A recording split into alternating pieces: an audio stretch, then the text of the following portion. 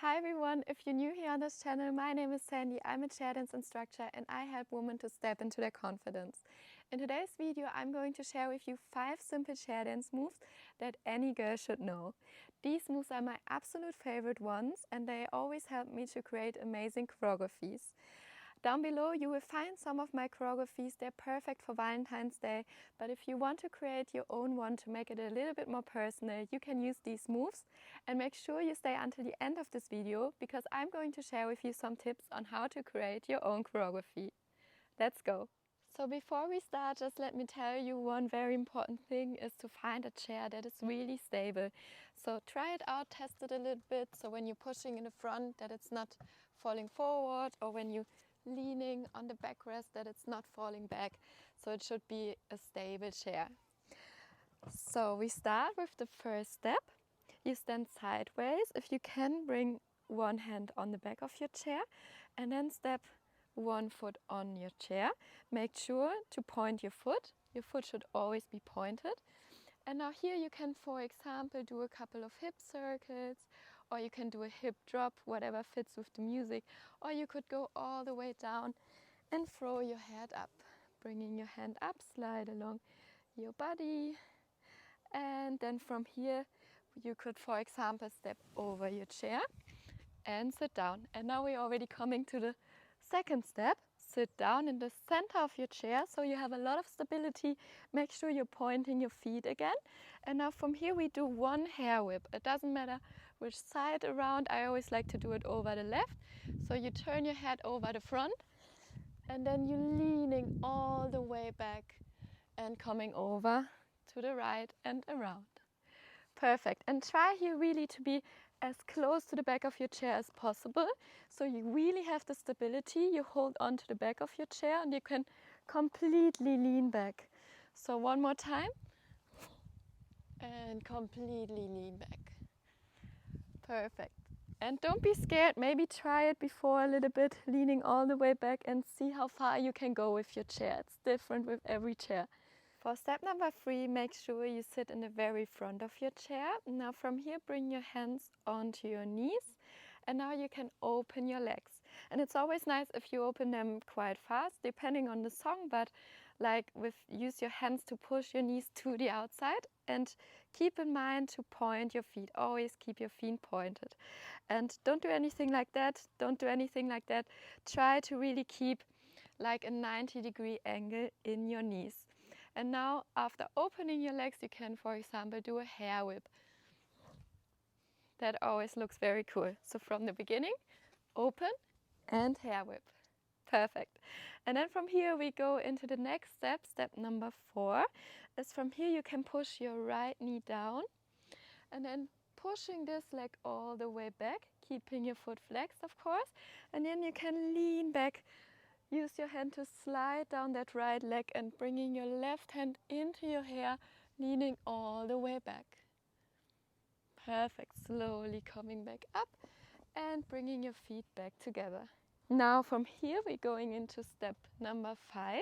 You hold on to the back of your chair and one hand is just behind you, and then you can circle like riding a bicycle but keeping your feet pointed.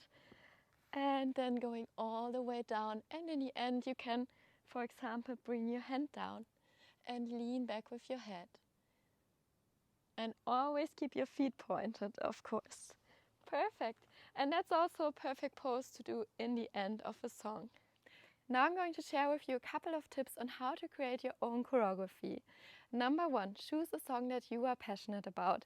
It's just so much easier if you dance to a song that you know and that you are passionate about.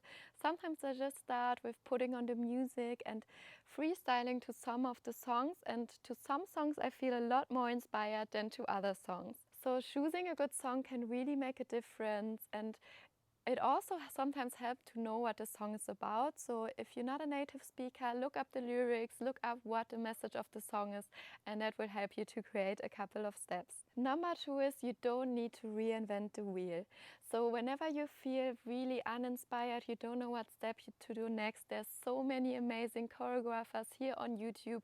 You can always just look at the videos, get some inspiration.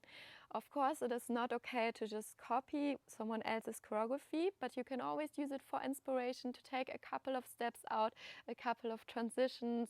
But then on the other hand, it's always important to find a balance with that. It's okay to find inspiration from other people, but also really focus on yourself and believe in yourself that you can do it. Don't get distracted by watching too many videos and think that you can't do it as well. You can do it. So find some steps that you really want to implement into your choreography, but then do the rest yourself. Let it flow, just let it come. But also sometimes it's just not the right day. So sometimes when I feel really not inspired on a day, I just try again the next day.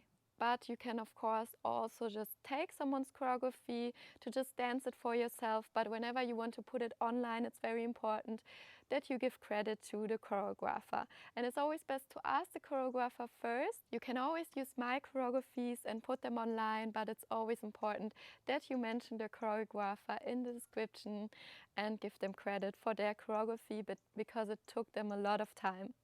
And that brings me to number 3. Choreographing takes a lot of time. So really make yourself comfortable, get yourself into the right mood, maybe light some candles, just make it a nice and fun experience for yourself. But if you don't have the time, if you don't want to do that, you can always just dance my choreography. I just created a brand new one that is perfect for Valentine's Day, and I will give it to you for free as a gift, and all you need to do is to follow the link down below. Another thing that really helps me is to wear something I feel sexy and comfortable in.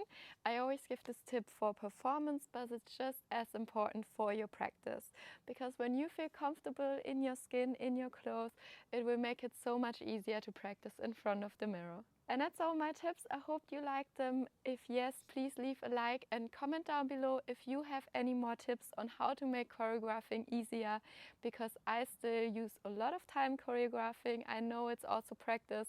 So in the past, it took me even more time, but the more I do it, the faster it gets. But if you have any more tips on how to choreograph, please comment down below. And I would love to see you for the next video. Have a happy Valentine's Day. Lots of love. Your Sandy.